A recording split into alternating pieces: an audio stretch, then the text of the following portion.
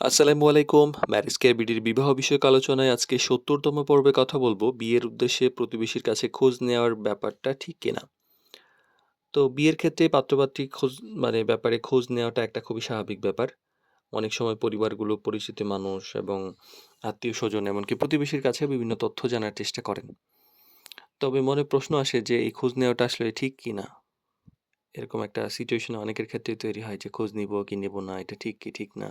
ধর্মীয় দৃষ্টিতে কি বলে? তো ভালো উদ্দেশ্যে খোঁজ নেওয়াটা ঠিক।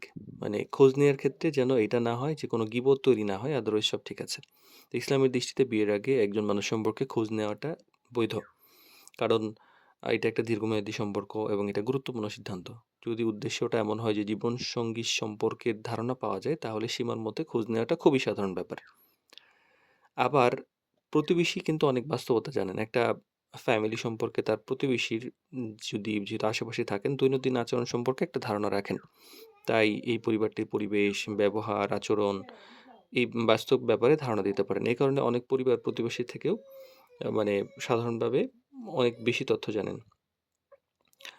আবার গীবত বা অপবাদে জড়িয়ে যাওয়ার একটা ব্যাপার যেটা বলছিলাম যে সবকিছুই ঠিক আছে, কিন্তু আলোচনার ক্ষেত্রে যদি গীবত হয়ে যায় বা কারো মানহানি বা কারো অপবাদ এই ধরনের দিকে চলে যায়, এটা শোনা বা এটা বলা ২ টা সহযোগিতা করা ঠিক না। অপ্রয়োজনীয় ব্যক্তিগত বিষয় টানা, পুরনো ভুল বা গোপন ব্যাপার নিয়ে আলোচনা করা ইসলামের দৃষ্টিতে ঠিক নয়। বরং এটা কারো যদি ভুল থাকে সে সংশোধিত হয়ে যায়, তাহলে সেটা নিয়ে নাড়াচাড়া করা উচিত না। তো একজনের কথায় বা একটি কথায় সিদ্ধান্ত নেওয়া উচিত না। অনেক সময় দেখা যায় যে কারো একটা ব্যক্তিগত একটা একটা কিছু আছে কারো সঙ্গে, তার সঙ্গেই আপনার কথা হলো। সে এমন একটা কিছু বলে দিল এবং তার উপর একটা সিদ্ধান্ত নিয়ে ফেললেন। এটা সবসময় ঠিক হয় না।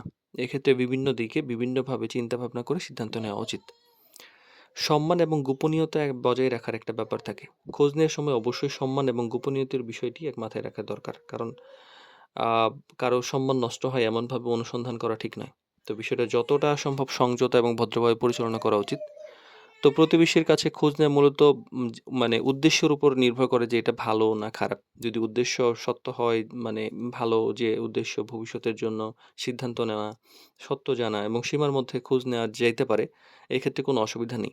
তবে এটাই খেয়াল রাখতে হবে যে সম্মান, সতর্কতা এবং ভারসাম্য ৩ টা ব্যালেন্স করে তারপর খুঁজতে হবে।